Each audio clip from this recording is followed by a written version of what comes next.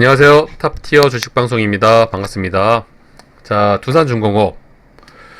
시장의 주도주 역할을 했던 대한전선과 비슷한 시기에 조정을 좀 받고 있습니다. 자, 대한전선과 차트 모습이 거의 유사하지만 조정 구간의 차트 모습은 약간 다르죠. 자, 대한전선은 이런 박스권을 형성하고 힘을 비축하는 과정에서 오늘 슈팅이 나왔습니다. 그쵸? 한 20% 장중에. 자, 두산중공업은 그런 과정을 좀 덜 소화하고 저점을 스물스물 높여가는 차트 모습.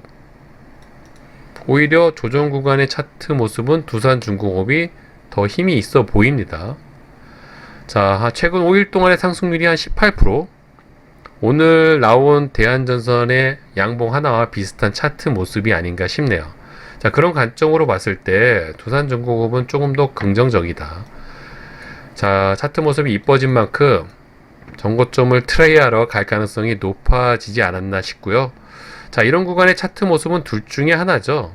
조정 구간에서 저점을 스물스물 높인다는 건 긍정적으로 해석할 경우, 자, 재료가 하나 빵 터지면서 2차 슈팅이 바로 나올 가능성이 있다. 또 하지만 반대로 물량 매집이 이런 구간에서 부족했다면 다시 제자리로 돌아올 가능성도 높다. 자, 그런 관점으로 우리는 매매 전략을 양 방향으로 열어둘 필요가 있습니다. 자, 두산중공업의 스탠스는 변함이 없습니다. 자, 돈이 많이 터진 종목, 이렇게 죽을 수가 없다. 자, 어느 구간에서 크게 반등이 나오는데 이런 구간에 반등을 이뤄내려면 이런 조정 구간의 물량 매집은 기본적이고 필수적이다. 힘을 내기 위해서 비축하는 과정, 그런 과정 조정 구간에 있다고 보이고요. 특히 거래 대금이 줄고 있다는 점만 봐도 알 수 있는 부분인 거죠. 자, 대한전선과 두산중공업이 좀 다른 점은 대한전선은 나홀로 개별 종목, 두산중공업은 원전 관련 테마를 크게 이루고 있습니다. 그쵸? 그런 관점으로 봤을 때, 자, 두산중공업이 대한전선보다 시총이 3배 이상 큽니다. 그쵸? 또 원전 관련 테마의 대장주, 큰 테마의 대장주, 확실히 한 단계 더 윗단계의 종목이 두산중공업이 아닌가 싶고요. 다만 테마의 대장주라는 건 장점도 있지만 단점도 있죠. 힘이 세다는 건 장점이지만 다른 테마, 같은 테마의 다른 종목들도 움직임을 미리미리 살펴둘 필요가 있다. 왜냐하면 테마는 같이 움직일 가능성이 높기 때문에 그런 의미에서 두산중공업을 필두로 한 원전 관련 테마의 세력주들을 좀 알아둘 필요가 있습니다. 자, 여러 가지 종목들이 있지만 그 중에서도 한 4종목, 보성 파워텍, 한전산업, 특히 이 두 종목이 힘이 좀 느껴집니다. 조정 구간에 있음에도 불구하고 주가는 위에서 버티고 있습니다. 자, 보성 파워텍 역시 마찬가지죠. 윗구간에서 버티고 있다. 자, 이런 구간에서 재료만 빵 터져주면 얼마든지 슈팅이 가능한 차트 모습. 자, 두 중에 비해서 거래 대금이 작아 보일 뿐이지 세력주 치고는 거래대금도 많이 터진 종목들입니다. 또 우리 기술도 마찬가지죠. 이쁜 차트 모습, 저점을 스물스물, 거래대금은 계속 죽고 있습니다. 자, 이런 구간에서 슈팅이 나올 가능성이 높아지는 거죠. 서전기전 역시 최근에 강했던 원전 관련 테마 중에 하나고요. 자, 이외에도 많은 테마가 있지만, 많은 종목들이 있지만 이 4가지 종목들의 차트 움직임 정도는 미리 파악해 둘 필요가 있고요. 이 종목들이 움직일 때 두산중공업도 같이 움직일 가능성이 높다. 최근 움직임만 봤을 때는 오히려 두산중공업이 가장 가볍게 움직이고 있습니다. 상승률도 가장 높고 이렇게 시총이 높은 종목이 마치 세력주처럼 움직이고 있는 것도 사실은 좀 신기할 정도로, 자, 매매를 하는 입장에서는 정말 간만에 보기 드문 종목 중에 하나가 아닌가 싶고요.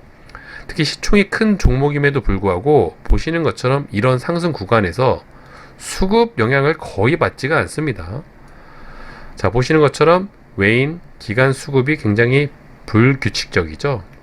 자, 이렇다는 것은 앞으로도 주가가 상승을 하는데 물론 기관 수급, 외인 수급이 들어오는 건 도움이 되지만 주가 상승에 아주 결정적인 역할을 하고 있는 상황은 아니다.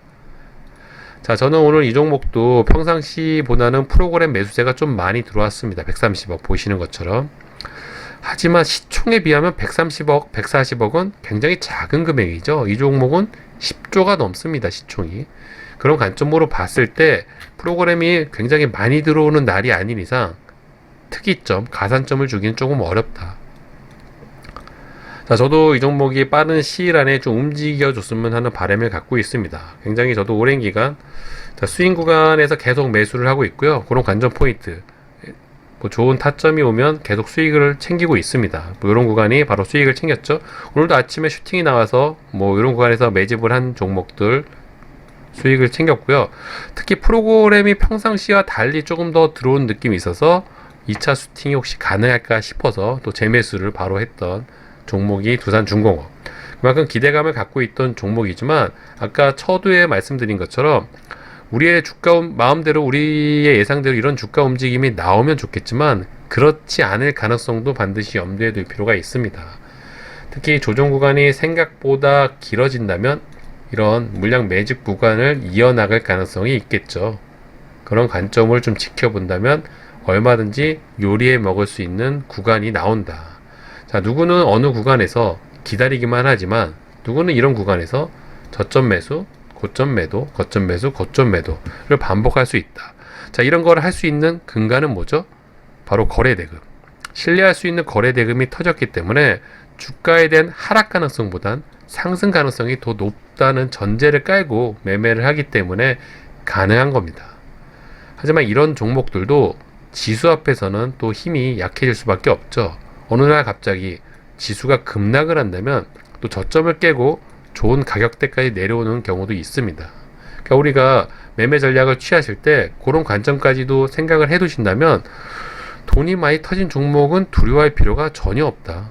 두산중공업은 그런 관점에서 걱정하실 필요가 없는 종목이고 차트도 이쁘게 만들어가고 있는 거죠. 자, 어떤 박스권을 형성할지가 궁금한 거일 뿐이지 이 종목이 이대로 죽을까? 라는 생각은 하실 필요가 사실 없습니다. 그만큼 돈이 터진 종목은 돈값을 하니까 그거에 대한 관점을 좀 잊지 마시고 생각하시면 쉽게 매매 전략을 세울 수 있을 겁니다. 자, 저는 개인적으로 이제 두산중공업을 필두로 한 이 원전 관련 테마들이 같이 움직이는 날이 오지 않을까. 최근 한 4, 5일, 일주일간 잠잠하죠. 사실 이 기간이 좀 오래된 것 같지만 그렇게 오래되진 않았습니다. 고작 1, 2주 남짓한 기간에 불과하죠. 자, 이런 구간을 잘 인내하시고 며칠 더 이제 조금 인고의 시간을 좀 보내다면은 얼마든지 두산중공업도 이런 정고점을 트라이할 가능성이 높지 않나. 저는 그런 관점으로 이 종목을 좀 지켜보고 있고요. 단기간에 재료 거래 대금이 받쳐준다면 얼마든지 가능하지 않을까. 다만 아쉬운 점은 힘 비축하는 과정이 좀 길어질 수 있다. 이걸 반드시 염두에 둘 필요는 있다. 그런 관점으로 좀 전략을 세워두시면 어떠실까 싶습니다. 자, 두산중공업에 대한 영상은 여기서 마무리하도록 하고요. 영상이 도움이 되셨다면 구독과 좋아요 잊지 말아주세요. 감사합니다.